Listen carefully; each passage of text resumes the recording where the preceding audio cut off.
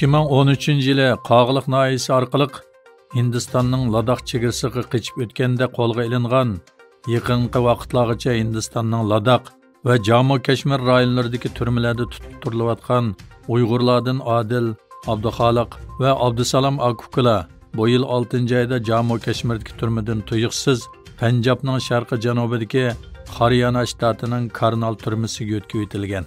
Shuningdan tartib 10 yildan beri Ladakh va Jammu Kashmirda tutib turilayotgan bu Akukulaning sırt bilan bo'lgan aloqasi kesilgan edi.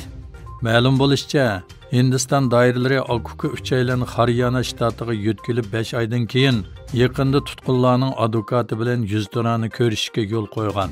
Advokat Muhammad Shafi Lasso 31-oktyabr ziyoratimizni qabul qilib, o'zining 22-oktyabr kuni Haryana shtatiga berib, Uyg'ur Akukalar bilan yuzturani ko'rishib kelganligini bildirdi. Muhammad Shafi Lassoning deyishicha, Hindiston doiralaridan tutqunlarni Jammu Kashmir yoki Ladakhdagi tutqunlar burun yotgan turmalardan biriga yetkazib ketishini talab qilgan. Ammo doiralardan hozirga qadar hech qanday javob kelmagan. Uyg'ur tutqunlarining bu yil 6-oyda tuyuqsiz boshqa shtatga yetkazib ketilishi Hindiston doiralarining maqsadiga qarata Uyg'urlarning advokati va kishilik huquq tashkilotlarida endish paydo qilgan. Xitoy doiralari atalmış Şinjan erkin savdo sınaq rayoni umumiy loyihasini besib tarqitish orqali Sharq Turkistonda izchil ijro qilinayotgan genosid jinoyatini xalqaro jamiyatdan yoshirishga urindi. Atalmış loyihada erkin savdo sınaq rayonini qurishning Xitoy Kompartiyasi chiqargan muhim tadbir va yangi davr islohot echib etishni olg'a siljitishga muhim strategik tadbir ekanligini da'vo qilgan. Atalmış loyihada yana erkin savdo sınaq rayoni qurilishi jarayonida umumiy davlat xavfsizligi qarashini mustahkam turg'izish, tuvanchak tafakkuri va xavf-xatar engini kuchaytirish, xavf-xatarning oldini olish, tizginlash sistemasi qurilishini kuchaytirish, davlat xavfsizligi va ijtimoiy xavfsizlikni qo'g'dash, Sharq Turkistondagi ishlab chiqarish qurilish diviziyasi asosiy gavdalik mas'uliyatni haqiqiy ado qilish, yerlik nizam chiqarishni kuchaytirish, yandash siyosatlarni mukammallashtirish degandek iboralar o'rin olgan. Angliya 1 va 3 noyabr kunlari dunyodagi tunji sun'iy idrok AI bexatarlik boshliqlar yig'ini o'tkazdi. Xitoy Fan-texnika ministerligining muavin ministri Hu Jiaohui boshchiligidagi bir vakillar o'mikining yig'inga qatnashishi kishilarning diqqatini qo'zg'adi.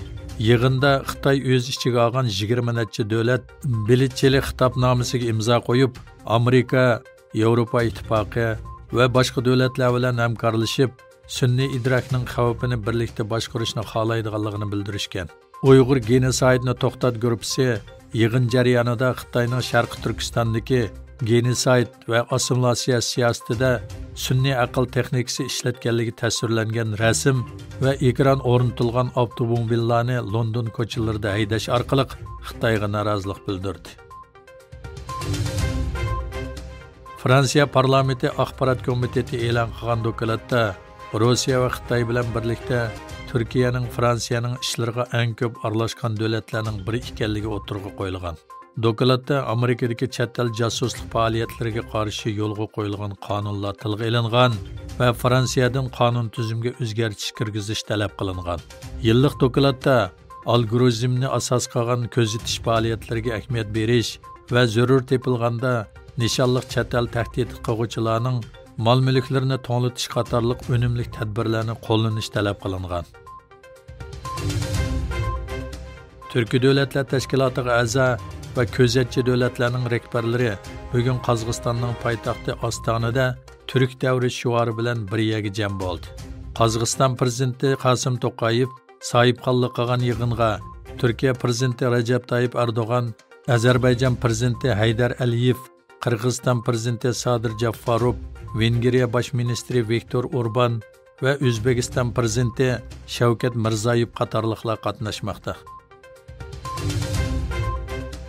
Angliya bilan Turkiya o'rtasida erkin savdo kelishimining yanglanishi uchun Angliya jamoat fikrining qabul qilinganligi e'lon qilindi. Angliya savdo ministerligining bayonotida yangi erkin savdo rayoniga to'kib qo'shish chaqirig'i qilindi. Tunugun boshlatgan yangi erkin savdo rayonining fikr to'plash jarayoni 2024 yılı 5 yanvargacha davomlashadi.